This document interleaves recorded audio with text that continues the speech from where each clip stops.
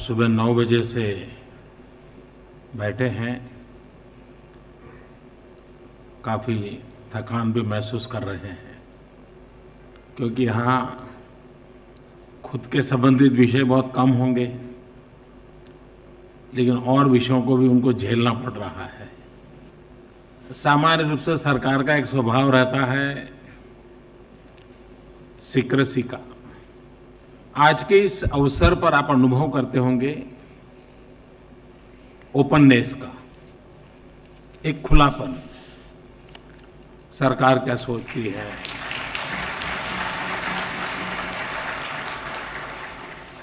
अब ये चीजें जितनी आज आपके सामने आई है, यही चीजें पाने के लिए पता नहीं कितनी आरटीआई करनी पड़ती है आपको।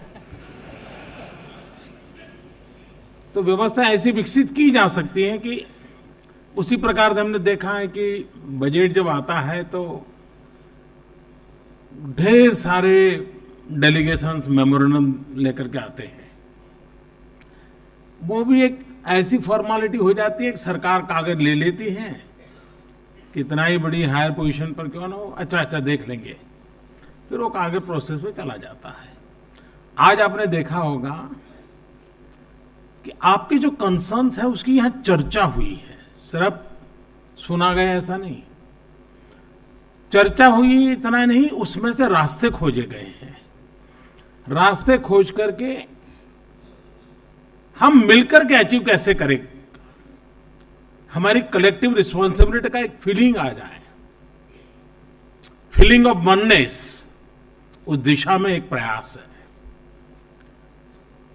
जब मैं प्रारंभ से कहता हूं कि मिनिमम गवर्नमेंट मैक्सिमम गवर्नेंस, ये विषय बहुत कम लोग समझ पाते हैं।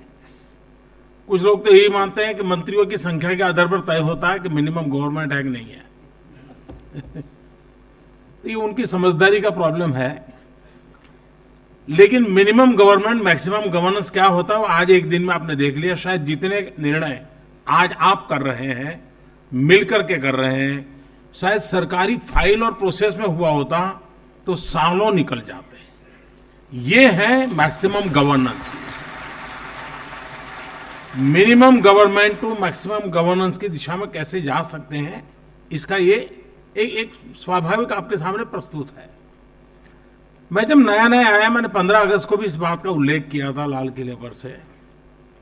मैं अनुभव कर रहा था कि यहां सरकार साइलो में चलती है, हर एक का अपना अपना एक रजवाड़ा बना हुआ है। वो अपना पिछले 6-7 महीनों में सबसे पहला हमने काम किया, उन सारे बैरियर्स को खत्म कर दिया। मिल बैठ करके निर्णय करें, कागजी कार्यवाही आखिर में होती है। आज हमने उसमें से एक स्टेप आगे गए हैं, और वो एक स्टेप है कि पब्लिक प्राइवेट पार्टनरशिप का मॉडल सिर्फ पूंजी और प्रोजेक्ट नहीं होता है। पब्लिक प्राइवेट पार्टनरशिप का मॉडल डिसीजन मेकिंग प्रोसेस में भी हो सकता है। एक नया अप्रोच है, और उस नए अप्रोच को आज आपने अनुभव किया। इट्स अ गुड बिगिनिंग, लेकिन इससे आपको संकेत मिलता होगा कि किस दिशा में जाया जा सकता है। तो in true sense public private partnership का मॉडल मीटिंग ऑफ माइंड से शुरू होता है, तो फिर अचीवमेंट इन मैन्युफैक्चरिंग तक पहुंचता है। और मैं मानता हूं कि आज पूरे धन भर में आपने इस बात को अनुभव किया होगा। मुझे याद है जिस दिन 25 सितंबर को पंडित दीनदयाल उपाध्याय की जन्म जयंती पर मैंने मेक इंडिया कार्यक्रम की यहां शुरुआत की थी। आप में से कई मित्र यहां थे। उसके बाद मैं काफी कुछ उसकी आलोचनाएं सुन रहा था, लेकिन आपने देखा होगा कि पिछले 3 महीने में एक विचार को सिद्ध करने के लिए गवर्नमेंट मशीनरी ने किस प्रकार से अपने आप को तैयार किया है, सज्ज किया है। आपको अनुभव आया होगा। आप चर्चा में कानून बदलने पड़े, तैयार है, नियम बदलने पड़े, तैयार है, व्यवस्थाओं को स्पीडी करना है, तैयार है। ये जो एक बदलाव है, वो बदलाव को हमें रियल धरती पर आगे उतारना है, और इसलिए आपको इसके साथ जोड़ करके इसके लिए हमने प्रयास किया है।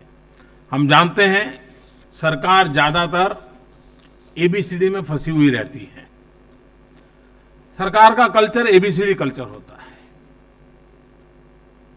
और ये ऊपर से नीचे तक होता है। और जब मैं एबीसीडी कहता हूं मतलब अवॉइड, बी बाईपास, सी कंफ्यूज, डी डिले।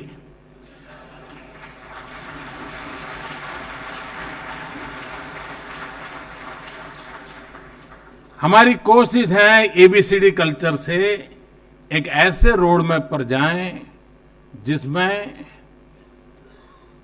सक्सेस ही सक्सेस हो।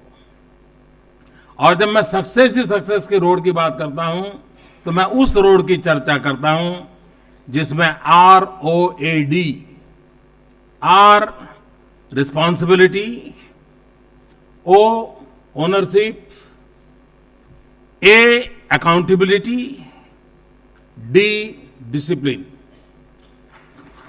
ये रोड मैप पर हम आगे बढ़ना चाहते हैं। सरकारी पूरे व्यवस्था को उस दिशा में हम तैयार करने की कोशिश कर रहे हैं।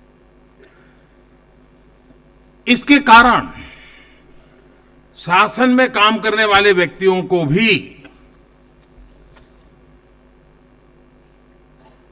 सामान्य जन की क्या अपेक्षा है उसके अनुरूप अपनी चीजों को प्रायोरिटाइज करने की आदत बन जाती है। मैं समझता हूं इससे एक बहुत बड़ा लाभ होगा।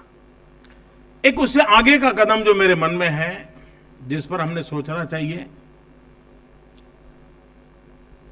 जिस प्रकार से आज हम इस फोरम में इस लेवल के लोग मिले हैं, मैं मानता हूं हमें विकास के लिए जिन बातों पर बल देना है उसमें man, material, money, machine, minerals, इसका मैक्सिमम मूवमेंट कैसे हो, कोई स्टैग्नेंसी ना हो इन पांचों क्षेत्रों में। इन 5M की मूवमेंट कैसे बढ़े और उसको लेकर के हम आगे बढ़ना चाहते हैं। जैसा अभी अरुण जी ने बताया, हम जनवरी फर्स्ट वीक में फाइनेंशियल सेक्टर को अटेंड कर रहे हैं, विशेष करके बैंकिंग सेक्टर के लोगों को बुला रहे हैं। इस गोल को पाने के लिए उनका रोल क्या होगा उसकी वहां चर्चा करेंगे, रास्ते तय करेंगे। एक महत्वपूर्ण, जैसे मैंने कहा, मैन, हमारा काम है ह्यूमन रिसोर्स डेवलपमेंट का, हमारा काम है इनोवेशन का, हमारा काम है रिसर्च का। इन सारे क्षेत्रों को भी अगर हमें नेक्स्ट जनरेशन के लिए और ले जाना है तो इन तीन बातों को हमारे डीएनए के रूप में लाना पड़ेगा। आज दुर्भाग्य से हमारी व्यवस्था में वो डीएनए नहीं है। Innovation, research and human resource development, ये पूरे पार्ट ऑफ द प्रोसेस होना चाहिए, वो आइसोलेटेड नहीं होना चाहिए। और इसलिए मेरा सेकंड फेज का काम ऐसा है कि क्या हम देश में 5 या 6 या 8 रीजन में यूनिवर्सिटीज को, इंस्टीट्यूशंस को, मैन्युफैक्चर वर्ल्ड को और गवर्नमेंट पॉलिसी मेकर्स को साथ मिलकर के ह्यूमन रिसोर्स डेवलपमेंट की हमारी नेक्स्ट 20-30 इयर्स के लिए किस प्रकार के लोगों की जरूरत है, उन लोगों को तैयार करने के लिए हमारे आज जो सिलेबस हैं, हमारी इंस्टीट्यूशंस हैं, वो कैपेबल इनफ है क्या? उसको हम बदलाव ला सकते हैं क्या? उसमें कोई नया मॉडल ला सकते हैं हम क्या? हम कल्पना कर सकते हैं, हम आज अगर हम मान लीजिए हम सोच रहे हैं कि हम बुलेट ट्रेन, क्या बुलेट ट्रेन के लिए इंजीनियरिंग स्किल के लोग हमारे पास हैं क्या? नहीं है तो विल हैव टू क्रिएट। हमने जिस गोल को अचीव करना है उसको ध्यान में रखते हुए ह्यूमन रिसोर्स डेवलपमेंट, इस पर हम कैसे बल दें और हमारी इन व्यवस्थाओं को। और मैं चाहता हूं कि विद इन ए मंथ और 2 इस एक skill development in human resource development को लेकर के एक हमारा ज्वाइंट, उसको नेशनल लेवल पे नहीं कर सकते क्योंकि हमने कोई एरिया आइडेंटिफाई करना पड़ा। मानो केमिकल जोन है तो केमिकल जोन के लोग मिले, फिर उसके साथ संबंधित इंस्टीट्यूट मिले, तो शायद हमारा प्रोडक्टिव डिबेट होगा।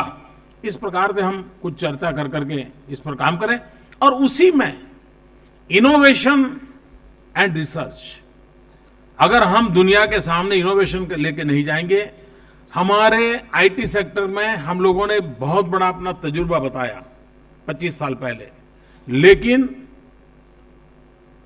हम गूगल नहीं बना पाए। हमारा जो टैलेंटेड मैन पावर था हमारा बाहर चला गया। क्या हम उस दिशा में सोच सकते हैं कि जगत में जो श्रेष्ठ हैं वो हमारे यहां भी पैदा हो सकता है और दुनिया इस बात को मानेगी। हमारे स्पेस का जब प्रेजेंटेशन हो रहा था, मैं देख रहा था, सब लोग तालियां बजा रहे थे। ये भारत के नौजवान साइंटिस्ट कर रहे हैं जी, दुनिया में अपना रुतबा दिखा रहे हैं। तो और क्षेत्र तो इससे सरल है, हम इसको कर सकते हैं। और एक दूसरा जो विषय, जैसे मैंने कहा, हम जनवरी फर्स्ट वीक में बैंकिंग एंड फाइनेंशियल सेक्टर को इसी विषय को लेकर के मिल रहे हैं। मैं चाहता हूं कि संबंधित लोग मिलकर के रीजनल इस दिशा में कैसे काम करें। और एक विषय है जिस पर हमने बल देने की आवश्यकता है, भारत का विकास संतुलित होना चाहिए। अगर पश्चिम का हिस्सा भारत का समृद्धि को और आगे बढ़े और पूरब का हिस्सा हमारा वैसे के वैसा रह जाए तो देश के लिए उचित नहीं है। हम इंडस्ट्रियल हाउसेस को भी सोचना होगा। और हम कैसे लोग हैं, कोयला ईस्ट में है और बिजली वेस्ट में पैदा करते हैं। मैं नहीं मानता हूं ऐसी कौन सी स्ट्रेटेजी हमारी। हमारे पास प्राकृतिक संपदा सारी की सारी ईस्टर्न पार्ट ऑफ इंडिया है।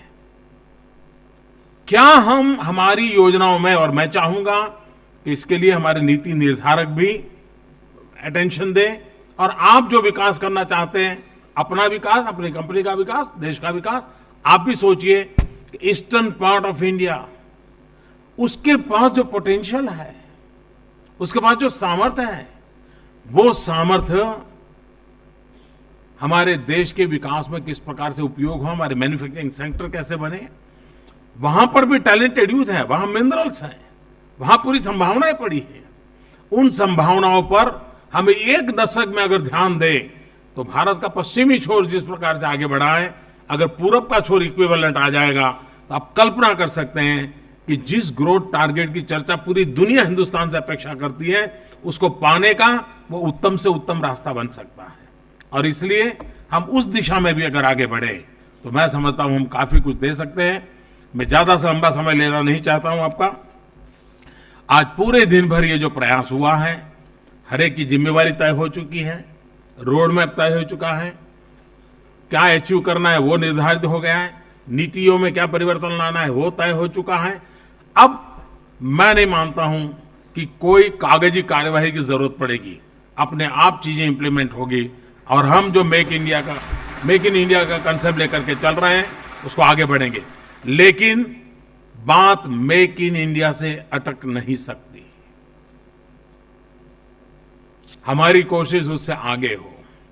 हम दुनिया में इंडिया ब्रांड कैसे डेवलप कर सकते हैं। अगर दुनिया में इंडिया ब्रांड डेवलप करना है तो मेक इन इंडिया, उसके साथ एक हैशलाइन लगेगी, जीरो डिफेक्ट। अगर जीरो डिफेक्ट नहीं है तो हम ग्लोबल मार्केट में अचीव नहीं कर सकते। उसी प्रकार से दुनिया एनवायरमेंट कॉन्शियस है, एक बहुत बड़ी हमारी भी जिम्मेवारी है। तो जीरो डिफेक्ट, जीरो इफेक्ट। हम वो मैन्युफैक्चरिंग करेंगे एनवायरमेंट पे इफेक्ट ना करें, हम वो मैन्युफैक्चरिंग करेंगे जो जीरो डिफेक्ट हो और दुनिया भर के अंदर जिसकी मांग हो, उस काम के लिए हम आगे बढ़े। मेरी आप सबको बहुत बहुत शुभकामनाएं। पूरे दिन भर इस प्रकार का मंथन पहली बार ये प्रयोग हुआ है, इसको हम और आगे बढ़ाने वाले हैं, सेक्टर स्पेसिफिक तक जाने वाले हैं। मैं चाहता हूं कि आपके सुझाव हम सब मिलकर के देश को आगे बढ़ाने में काम आएंगे। बहुत बहुत धन्यवाद, बहुत बहुत शुभकामनाएं। इसी हफ्ते 2015 में हम प्रवेश करेंगे। मेरी आप सबको नववर्ष की बहुत बहुत शुभकामनाएं। धन्यवाद। जेल जाना जाओगे अभी? क्या मैं समझे क्या? ये टाइल्स लगा रहे हो, फिर तनख्वाह से लेंगे वापिस पैसा। शर्म करो, शर्म, जनता का पैसा है ये। है ये? कौन कंपनी है ये? मैडम आज ही हम शासन को रिपोर्ट भेजेंगे कि ये क्या क्या कर रहे हैं आप लोग।